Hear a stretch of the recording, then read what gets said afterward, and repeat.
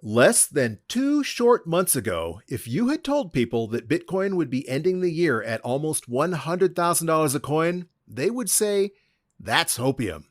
But yet, here we are as we get ready to close out an exciting 2024. This podcast is for information and entertainment purposes only. Nothing on this podcast should be construed as financial advice. All views expressed on this podcast are solely the opinions of the host and or any guests that we might have from time to time. Nothing on this podcast should be construed as a specific inducement to make a particular investment or to follow a particular investing strategy.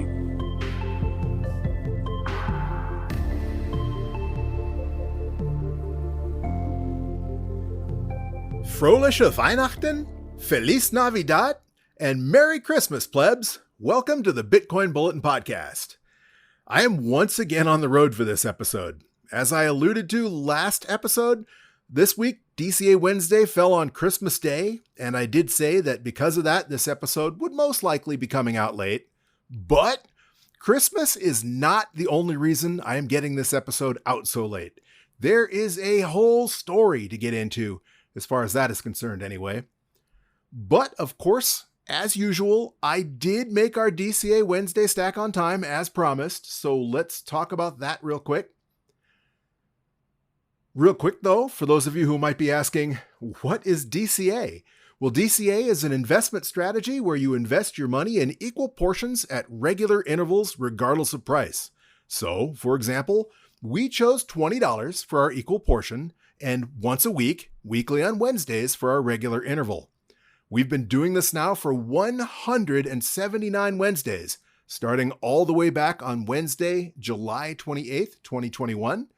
In that time, we have converted $3,580 into Bitcoin, which just goes to show that even with what some may consider small purchases, that they do add up fast as long as you are consistent.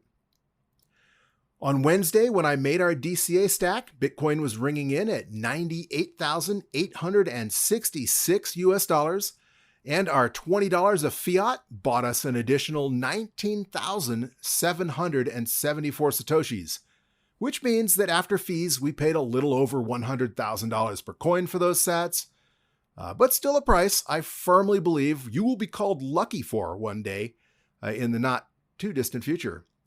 Those 19,774 sats brought the total size of our stack up to 10,252,248 Satoshis, which is a little more than 1/10 of a Bitcoin. And that is definitely not too shabby considering, again, we're stacking just $20 a week. Obviously, this is one of those you do you things. If you're Michael Saylor, for example, you're not going to be stacking just $20 a week. So depending on your personal situation, you choose, that equal portion that fits your needs. But I wanted to choose an amount that was small enough that most people listening to this podcast could come up with on a weekly basis. $20 is still a lot of money for many of us, but for most of the people listening to this podcast, $20 is reasonable, even if it means cutting out something like smoking or going to the pub for a few drinks once a week. For most people in the United States and Europe anyway, $20 should be doable. But again, like I said, Michael Saylor is not going to waste his time stacking just $20 a week. So if you're a high roller, maybe that equal portion is a lot more money. But even stacking just $20 a week, we've still stacked a number of Satoshis that is far greater than the average citizen of the world will ever be able to hope to stack one day when we're a little bit closer to hyper-Bitcoinization. So definitely not too shabby.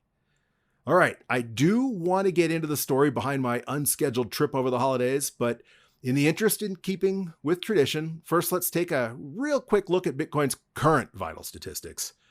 Right now, at the time of this recording, we are sitting at a block height of 876,845, and Bitcoin is currently ringing in at $95,180 per Bitcoin, so a little bit lower than where it was when we stacked on Wednesday.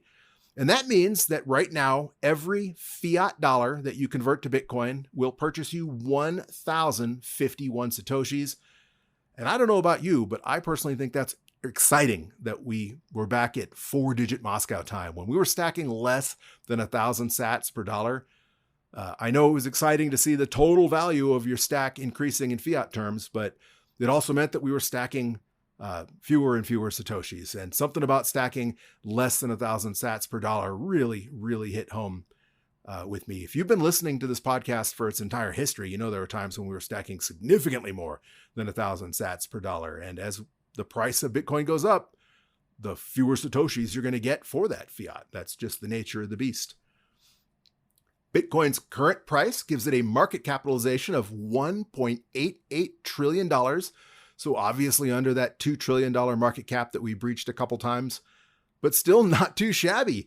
And still just a little over of 10% of what gold's market cap is. So that should tell you exactly how much higher the price of Bitcoin has to go, even if Bitcoin were to just become digital gold, if Bitcoin were to just replace gold, if it weren't to become anything more than just electronic gold, the best version of gold, ever discovered, it would still have to basically 10x from here just to fulfill that role.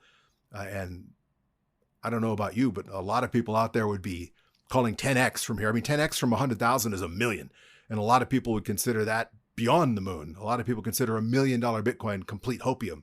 But if we're ever going to become just digital gold, Bitcoin will get there one day, and probably sooner than later. What's the old adage that says people tend to overestimate what they can do in a year and underestimate what they can do in 10 years? So we tend to get a little excited when people are making predictions. Like the last cycle, for example, people were calling for a couple $100,000 a Bitcoin, and we only got to 69,000. But those same people, thought that $1 million of Bitcoin wasn't going to happen until like 2032. And we may see that.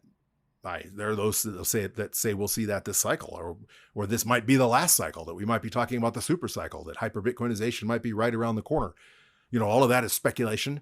I don't make any predictions as far as exactly where we're going to be at any point in time. All I know is that if Bitcoin continues to do what it's always done, if Bitcoin doesn't just fail completely, it's one of two choices. Either it goes to zero or it goes to everything divided by 21 million, basically, to the moon, to infinity.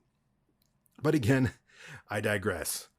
Speaking of gold, for those of you who still value your wealth in those shiny yellow rocks, it will currently cost you 36.1 ounces of gold to purchase just a single Bitcoin.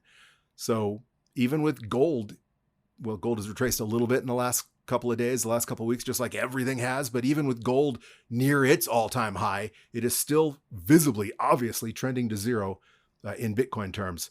And that is only going to accelerate as this bull run kicks back into high gear.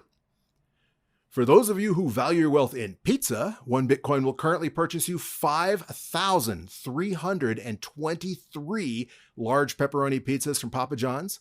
That works out to one pizza every day for more than 14 and a half years. And again, that's just incredible to think of when you look back at Laszlo on that first Bitcoin pizza day, purchasing 2 Papa John's pizzas for a whopping 10,000 Bitcoin. All right, on to the hacking story, on to the reason why I am not at home on the Space Coast, why I am more than 1,000, almost 2,000 miles away from home right now. And that is, on Christmas Eve, I got a phone call from a family member, and I don't want to dox them, so I'm really careful about how I lay this story out. But they were having trouble with their Coinbase account. And I'm the tech guy, I'm the Bitcoin guy, right, in the family. I mean, I have other tech people in the extended family, but in my immediate family, I'm the Bitcoin guy for sure. As far as I know, I'm the only real, and there's other people in my family that I've orange pilled that hold Bitcoin, but I'm the only raving psychotic Bitcoin maxi that I know of in my family. So Christmas Eve, I get a phone call from this family member, and they're having trouble with their Coinbase account, and they're wanting to purchase because Bitcoin is on sale. It's under $100,000 a coin. And long and the short of it is they get a hold of, well, they call from their house. They call Coinbase to try and figure out why their account isn't working. And that's when the trouble begins. They're basically told that they need to verify their account, that their Bitcoin's going to be liquidated and their account's going to be closed. And that, and here's the ringer. This should be the clue, that if they don't give Coinbase their ledger information, the information for their ledger, they knew that this person uses a ledger to secure their Bitcoin as a hardware wallet, that they're going to just liquidate the Bitcoin and send money instead of Bitcoin. So they call me, I'm not available. I get back to them a little bit later, and long and the short of it is it was a scam. And I don't know precisely how it started, but this was a sophisticated scam. And fortunately, they do secure the majority of their stack, in self-custody and with hardware wallets. And so they were only scammed out of what they had purchased most recently, what was still on the exchange, but it was still thousands of dollars. I mean, it was a lot. It was a lot more than a lot of people have. And there were some other financial accounts that were potentially compromised as well. I mean, this was a big deal. So I got on a plane the next morning, the day after Christmas, and that was not a good time to try and fly across the country, plebs. And there was a huge storm that had almost every flight in the country delayed. And I was supposed to leave Florida at like 9 a.m. and get to where I was heading early in the afternoon. And instead, my plane left 3 or 4 hours late from Orlando. It was 3 or 4 hours delayed where I was supposed to change flights. Then that flight diverted hundreds of miles to some other airport, like way south of where it was supposed to go. And long and the short of it, I got in pretty close to midnight instead of like 2 o'clock in the afternoon. But I got there and I was able to start piecing things together. Most of it involved basically reenacting the scene from Office Space, only instead of the printer, it was their computer. But doing the forensic analysis, the thing that really stood out to me with this one is that normally when you hear of hacks like this, people are phished. Like people get a phone call or people get an email and you click on a link. In this case, they were at their computer logged into Coinbase and having problems logging into Coinbase. And then they looked up the phone number for Coinbase and called it and got the scammer. Now, plebs, it is the 28th of December. We are talking, well, it was Christmas Eve. So we're talking 4 days later. And just hours ago, we finally got their phone service restored. I trashed their modem. I trashed their router. I did a pretty good scrub on all of the computers that weren't necessarily involved. We flat out replaced the computer that they were using when this happened. And the one thing I couldn't do was get their phone service restored. This was a landline, not a cell phone. So they did something that is a little bit above my pay grade, but basically kind of like a SIM swap on a cell phone. So they could not make a phone call from their house without it going to the scammers.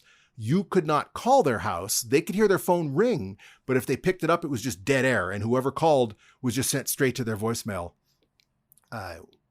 It took the phone company guy several hours to bring their phone back online. And they took some extra precautions. They installed an inline filter that would prevent someone from hacking directly into the line. In theory, they put a lockdown on their account in the computer system to prevent them from being functionally they were like SIM swapped, but on their home phone. I want to emphasize this is a landline, not a cell phone service. So they were hijacked all the way around. Their speakers had been basically hacked and turned into microphones so that the hackers could listen to everything that was going in the house. It was just nuts. But the moral of the story is, had they not secured the majority of their Bitcoin in self-custody with a hardware wallet, they could have lost everything. And they didn't. And so that's really good. It's very frustrating. They're very upset that they did lose some Bitcoin because it's Bitcoin. Once it's sent, it's just gone. And so that was a new one for me. And I don't know. I mean, I would like to think I wouldn't have fallen for that, but the rule of thumb is if you get a phone call from your financial institution, you don't answer it, or you don't give them any information. You hang up, and if you think something's wrong with your account, you contact your bank or financial institution directly. And so they did that. They did what they thought was the right thing. But and this family member, I don't know how they were initially targeted. Oh, the plot thickens. So after the jig was up, and they were no longer talking to the scammers of the Coinbase, and I was on the case to try and straighten this up. While that computer was still on, they started getting pop-ups from Ledger Live, the app Ledger Live, which they don't use anymore. They did at the time, but it kept saying, welcome back. You need to restore your account. Please enter your 24 words. Ring a bell? At no point in time does Ledger Live need to know your 24 seed words. Nobody knows to know your 24 seed words. So plebs, I want to emphasize, just in case you don't know, the only thing those 24 seed words are for is if your hardware wallet, your cold card, your Trezor, your Ledger breaks or it gets lost and you need to restore it, you need to recover it, that then and only then do you need those 24 words, and you enter them directly into that device. You never put them on the computer. You never tell them to another person. You never even say them out loud, because in this particular case, the hackers were listening to everything that went on within earshot of their computer. So even if they had read those words to themselves, they could have lost those seed words. So there was malware on the computer. Some of it, I think the hackers pulled off once they realized that the jig was up.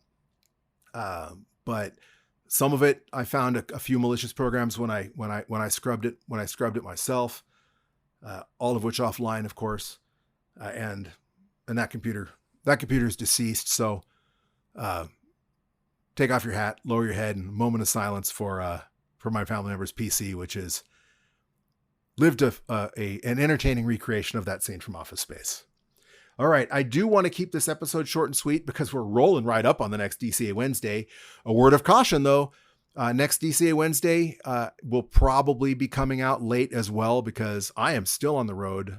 Even though we finally have their phone service restored, we've got new computers up and running. I've got them hooked up with some two-factor authentication that's hardware 2FA, so their security all the way around on all of their accounts, Bitcoin or otherwise, has been greatly improved. But I got a few other things I need to do. And since I traveled more than halfway across the country, I want to enjoy myself before I go home. And then, of course, next DCA Wednesday is New Year's Day. So dollars to donuts, more likely than not, next episode's going to come out late as well. Have no fear. Regardless of where I am, I will make that DCA Wednesday stack and I will get an episode out, but it'll probably be late.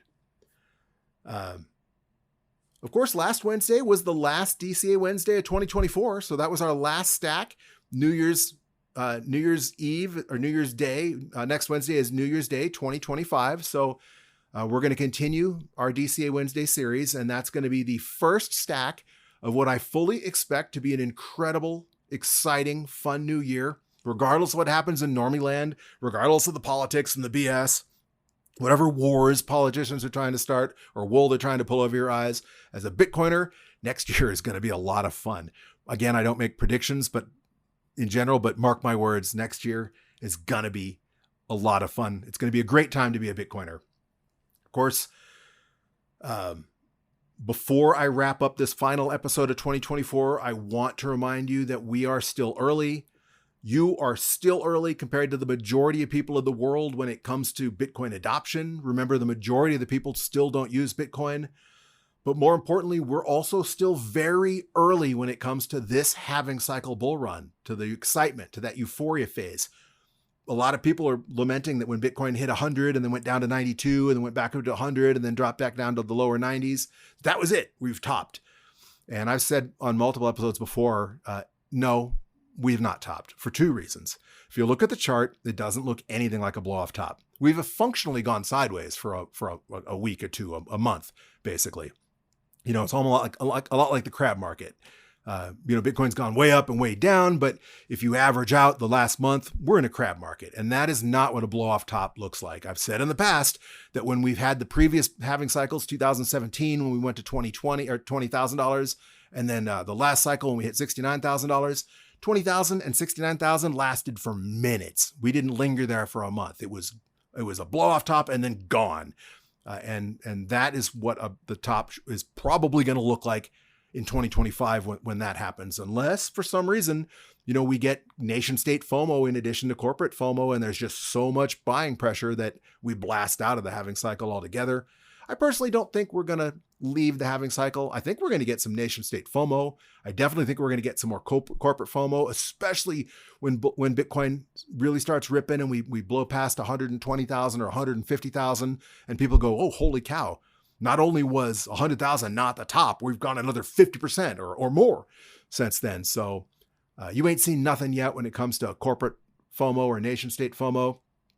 But I still think the halving is still going to play an important role in the demand cycle for Bitcoin, at least for another cycle or two. Again, I don't have a crystal ball, but that's just my gut feeling. I've been around long enough that I've heard people say that this was it, that the halving cycle was over. I mean, I remember they said that in 2016, this was going to be it. Maybe it was more like 2017 when we were in the bull run. They definitely said it last year. Bitcoin was going to go, super cycle. And then the part of the FOMO you get every halving, part of that FUD is that the halving is now insignificant. I mean, even if you didn't go super cycle, that the minor reward gets cut in half every 4 years. And so that just becomes so insignificant that it's not going to play a role in price anymore. I've dedicated a lot of time to explaining why I don't think that's true. Because, for example, in the last 3 halving cycles, even though the miner reward was cut in half in terms of sats, in terms of Bitcoin rewarded to the miners, the value of Bitcoin in the bull run more than doubled at 10x or 20x. And so even though the miner reward was fewer sats, the US dollar value, which is what companies and commercial miners care about, was dramatically higher than it had been at the halving. So I think it's a no-brainer that the halving is still going to play a role in Bitcoin's price discovery. But I digress. Not only have we not experienced what a blow-off top looks like, and again, nobody has a crystal ball, but if Bitcoin does what Bitcoin usually does, if you recall in 2020, the peak was in November of 2021, or after the 2020 halving, the peak was in November of 2021. And after the 2016 halving, the peak was in December 2017. So about, a month earlier in 2020 than it was in 2017. But I think that's because the halving comes a little bit earlier every cycle, because the blocks aren't coming in at exactly 10 minutes, because hash power is growing just like the price is going up and to the right, that the halving is always about a month or a couple of weeks sooner every 4 years. So if you're talking in terms of block height, December 2017 and November 2021 were functionally about the same block height. But I'm getting kind of in the weeds here. Basically what I'm saying is if history repeats or even rhymes, we should not expect to see the blow off top until well into 2025. If not as late as the fall or early winter. If it were to come about a month later than the last halving cycle all-time high in 2021, that means we'd be talking about October of 2025. So it's just too early. We haven't had enough time after the halving to have gotten to the euphoria phase. So like I said, nobody has a crystal ball, but if Bitcoin does what Bitcoin usually does, it's going to go a heck of a lot higher than where we're sitting right now. Just this cycle. I mean, I don't mean 4 years from now. I mean, in the next year, you're going to see a heck of a face-melting pump. Before I wrap up this episode, and again, I was trying to keep it short and sweet. I always seem to have a hard time doing that. But before I wrap, I want to give a special shout out to those of you who are listening to this episode on Fountain or another Podcasting 2.0 app. Podcasting 2.0 allows you to support this podcast through the value for value method, which means you can either stream sats to us on a minute-by-minute basis as you listen, or you can send a boost, which is a shout out via the Lightning Network. So it's a Lightning transaction. So you can send a message saying hello, saying whatever you want, really. But because it's a Lightning message, you're sending some Satoshis back, contributing value back to this podcast for the value that you fairly feel you're receiving from listening to this podcast. We do not have any boosts to read this week. So thank you to those of you who are listening and who have contributed value back in the past. If you do send a boost to this podcast, we do read those boosts on the forthcoming episode of the Bitcoin Bulletin Podcast. So any boosts we receive between now and the next podcast, we will read next podcast. Of course, I would be totally remiss if I didn't break down our top 10 countries for listenership.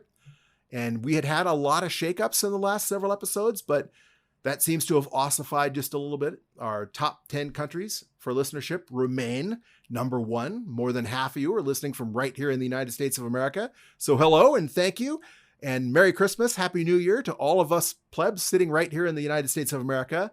Number 2 was the relative newcomer, Singapore, which blasted into the top 10 and rocketed all the way to the number 2 position. So thank you to all of you plebs listening in Singapore and listening in such numbers that you rocketed to the number 2 position. Apa kabar to everybody listening in Singapore. Number 3 remains Germany. So Fröhliche Weihnachten. to all of our friends in Deutschland. Number 4 remains Argentina. Feliz Navidad. Buenas noches, mine amigos, or mine. Just jumbling languages here. Hola, muchas gracias, amigos, in Argentina. Number 4 is Luxembourg. So, again, Froliche Weihnachten. Dankeschön, mein Freunds in Luxembourg, or Morgen, to those of you who speak Luxembourgish. Number 6 is Canada, and I can only imagine, I saw the radar of that storm that swept across the United States, and it stretched all the way from deep into Mexico to all the way north into Canada, and it looks like certain parts of Canada got a ton of snow out of that storm. So if you're sitting there buried in snow listening to this podcast, hope you got an Antminer S9 running in there helping to heat your house so that a little bit of that electricity you're using to stay warm is converted into Satoshis. But thank you to all of you listening in Canada. Number 7 remains the United Kingdom. So hello, Merry Christmas, Happy New Year. Thank you to all of our cousins across the pond in the UK. Number 8 remains Spain. Feliz Navidad. Hola, muchas gracias, amigos, in Spain. Number 9 remains Australia. So hello, good day, Merry Christmas, Happy New Year to all of our friends on the other side of the equator, down under in Australia. And of course, number 10 remains Mexico. So Feliz Navidad. Hola, muchas gracias, amigos, in Mexico. And thank you to each and every one of you, regardless of where you're listening. It is so flattering that we have listeners from all over the world, and scrolling through those stats, it's just country after country after country. We have listeners almost everywhere, even if it's just 1 or 2, and that is both humbling and flattering. So Merry Christmas, Happy New Year. Thank you one and all to all of you, regardless of where you're listening to this podcast from. All right, before I wrap up, I do want to ask you to help feed that algorithm monster by making sure you're following us on Twitter. My Twitter account for this podcast is at BTC Bulletin Pod, like BTC, like Bitcoin, Bulletin Pod, like Bulletin Podcast. We have just a handful of followers on X, and we don't pay to be on X. I still refuse to buy that blue check mark, which means we're basically shadow banned on Twitter. So unless you make sure you're following us, you're not gonna get updates from us on Twitter about when the next podcast is, things I think are important, things I'm going to talk about in the podcast or talked about in the previous podcast. But more importantly, the more people we have following us on Twitter, the more likely someone who's following you, then the algorithm will let them see our posts. And maybe you'll help orange pill somebody just because you follow us, so they see our posts and they think something's interesting and they listen to the podcast. Maybe they learn that, maybe they think they can't afford to buy Bitcoin because it's so expensive. And maybe they learn from listening to this podcast that you can buy as little as $20, even less, of Bitcoin just to get started. So that would be really cool. Again, if you rate, review, and share this podcast, that goes a long way towards feeding that algorithm monster. Feeding that algorithm monster is the only way a relatively minuscule podcast like us, compared to the big boys, that anybody's ever going to find us when they're searching, because there's so many podcasts out there. If you type Bitcoin in your search for podcasts, the chances of finding us go up for the more interactions that we have. And the more that algorithm monster is satisfied, the more likely someone is to see this podcast in their search results when they're looking for new Bitcoin podcasts to listen to. All right, that is going to do it. Wish me luck. Hopefully I will be back in the studio in the warm Florida Space Coast on New Year's Day for the next DCA Wednesday. I'm not super optimistic that's going to happen. Again, I will do that stack and we will get that first episode of the year 2025 out just as soon as I can. But in the meantime, make sure you and your loved ones are aware that there are phishing attempts out there. Make sure that you and your loved ones are aware that sometimes hanging up on the scammer and calling your bank or your exchange directly with the phone number that you know from a bank statement that you know is the right number, sometimes that's not good enough, because hackers are out there hijacking phones now, apparently. But either way, have a wonderful remainder of this holiday season. I know we're right in the middle of Hanukkah for those of you who celebrate Hanukkah, and all of us are going to be celebrating a glorious new year in just a couple of days. So until that time, plebs, keep on stacking those sats, you sexy sat stackers.